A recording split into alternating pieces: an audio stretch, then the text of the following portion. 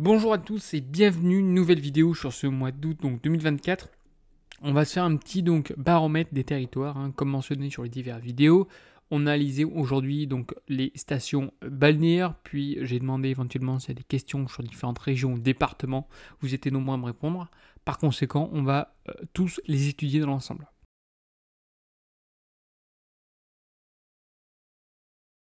Alors juste quelques petits points qui me semblent importants à mentionner. Premièrement, je ne suis absolument pas un agent immobilier. Oui, en effet, je travaille dans l'immobilier, un peu plus côté finance, mais je ne suis pas agent immobilier.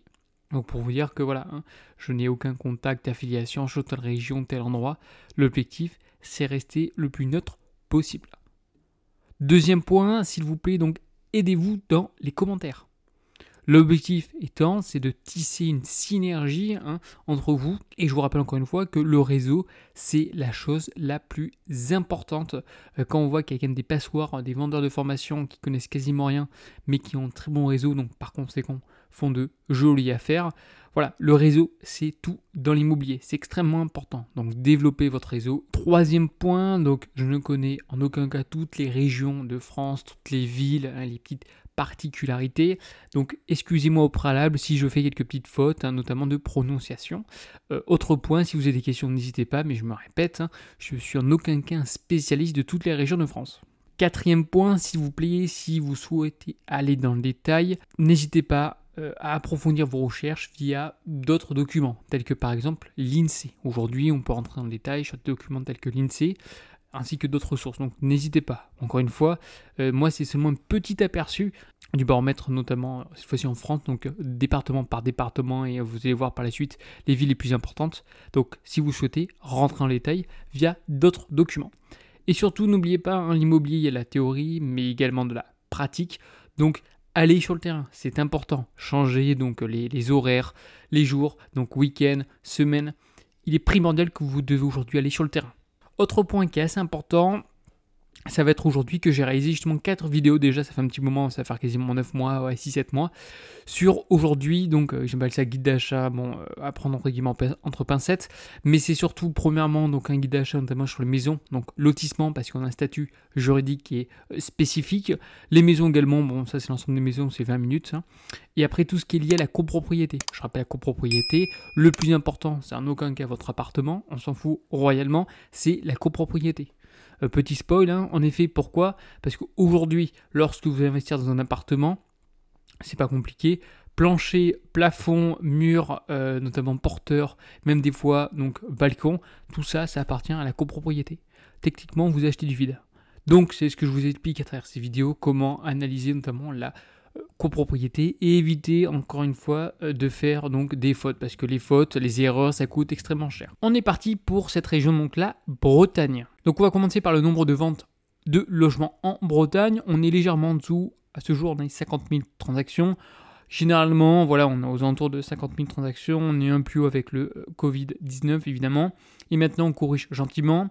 France entière, pour vous donner un ordre d'idée, donc on est à mon avis à ce jour vers 800 000 transactions, un petit peu moins de 800 000.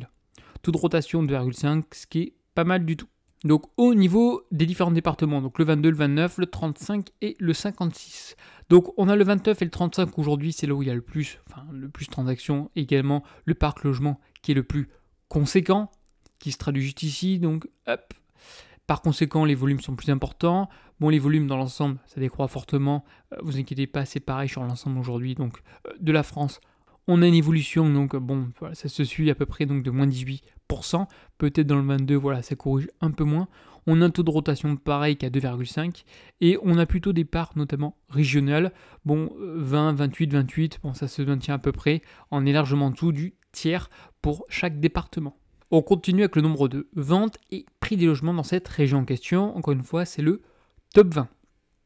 Donc ce qui est important de regarder, c'est d'une part aujourd'hui donc le parc de logement, essayer d'avoir des villes en question avec un parc de logement qui est important. Pourquoi? Parce qu'en cas d'arbitrage, c'est bien de pouvoir justement vendre et avoir une certaine liquidité du marché. Je rappelle que l'immobilier est déjà très peu liquide. Si déjà on investit dans des bleds où il y a très peu d'habitants, il y a zéro attractivité, ça va être compliqué d'ailleurs de pouvoir justement le vendre. Autre point qui est important, ça va être également donc la part d'appartement et la part de maison. Comme vous le savez, je préfère largement aujourd'hui les maisons parce qu'on peut gérer pleinement aujourd'hui son actif en termes de décision, en termes d'amélioration, ce qui n'est pas le cas en copro. On peut être dans une copro avec des personnes qui n'ont aucune connaissance en immobilier, qui n'ont pas envie de faire par exemple certains travaux. Ce qu'il ne faut pas oublier, c'est qu'un bien, ça s'entretient et on a bien sûr une maintenance qui est d'abord donc préventive et après on a une maintenance curative qu'on appelle. La maintenance curative est évidemment plus chère. Donc c'est bien d'entretenir correctement les copros pour éviter d'avoir des maintenances curatives avec des prix importants. Sauf qu'évidemment, bon nombre de personnes, et ce que je peux comprendre au premier abord, n'ont absolument pas envie de débourser la moindre pesos. Donc on se retrouve avec des copros, je dis pas souvent, mais majoritairement, avec des copropriétés mal entretenues. Bon, il y a également aussi la part du syndic qui doit jouer correctement son rôle. On ne va pas parler du syndic parce que comme d'habitude, dans tout métier, il y a des bons et des mauvais. Essayez aujourd'hui d'avoir de la monopropriété, même si je suis d'accord avec vous, c'est plus cher pour certains. Malheureusement, certains ne peuvent pas. Je peux tout à fait aujourd'hui l'entendre, mais là, l'avantage, c'est qu'on gère pleinement son investissement. Pareil aujourd'hui au niveau du prix par mètre carré, contrairement à certains gourous, évitez d'investir aujourd'hui dans les endroits paumés avec du prix de mètre carré extrêmement faible. Pourquoi? Parce que généralement, par exemple, là, le plus up, on a quoi? On a celui-ci. Voilà, par exemple, numéro 9, donc, on a un prix donc du mètre carré à 1600, on arrondit. Généralement, c'est là où le taux aujourd'hui de logement vacant est le plus important. Donc, est-ce qu'on peut constater? Et oui, ça suit. C'est là également où généralement on a le taux de DPE qui est le plus merdique. Bon, pas forcément juste ici, on peut remarquer, mais on est quand même sur un taux qui est assez important. Donc ça va avec.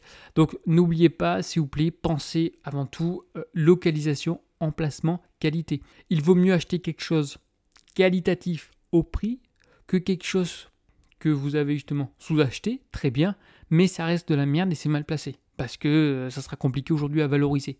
Comme je le mentionne à chaque fois, en cas de crise, c'est les emplacements les plus mauvais qui vont prendre relativement cher. Donc pensez qualité, encore une fois, on ne s'enrichit pas à travers les loyers. Donc oubliez cash flow, je renvoie ma vidéo sur le cash flow, pensez emplacement. C'est des points importants parce qu'à chaque fois je reçois toujours les mêmes messages, je répète, parce que je reçois toujours les mêmes messages et voilà, c'est pour aider tout le monde. Encore une fois, la vidéo que je tourne, moi ça me coûte du temps, vous ça vous coûte zéro, c'est donné.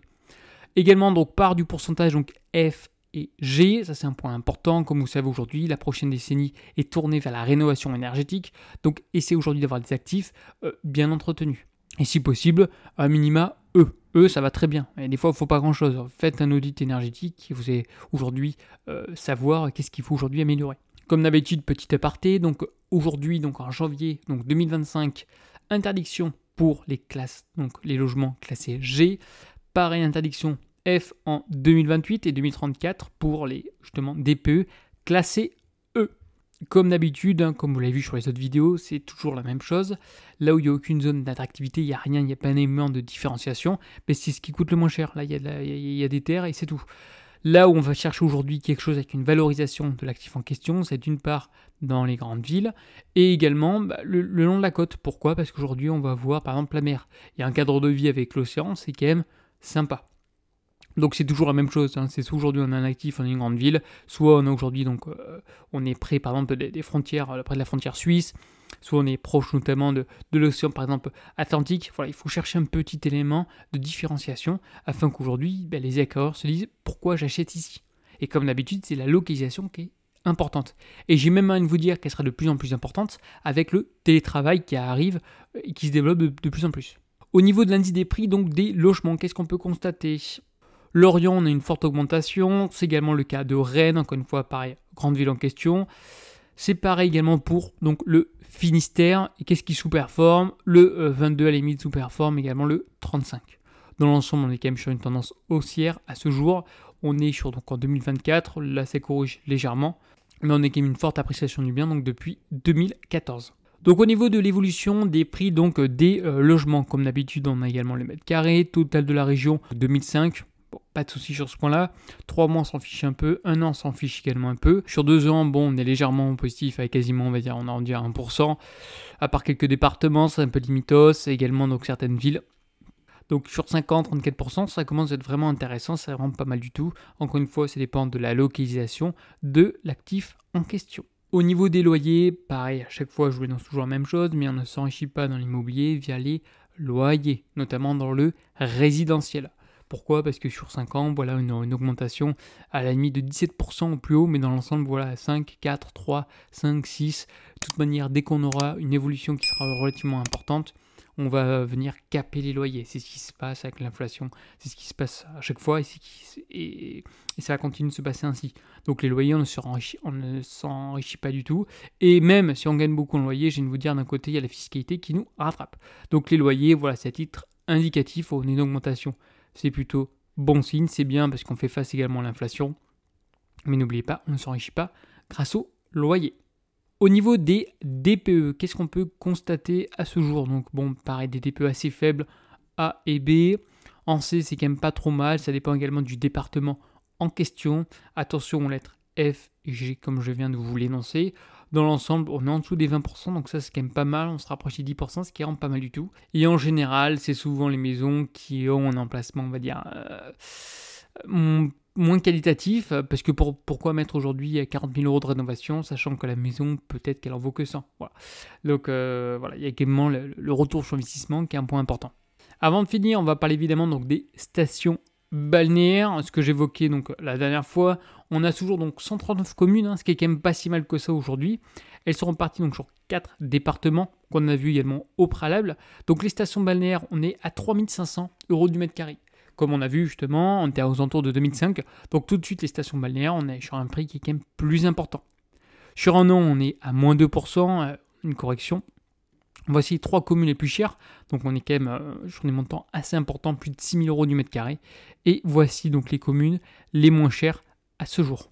Allez, la vidéo donc touche à sa fin. Merci encore pour tous vos commentaires positifs. N'hésitez pas à liker et à partager. Et je vous dis à une prochaine pour celle-ci. Allez, bye bye.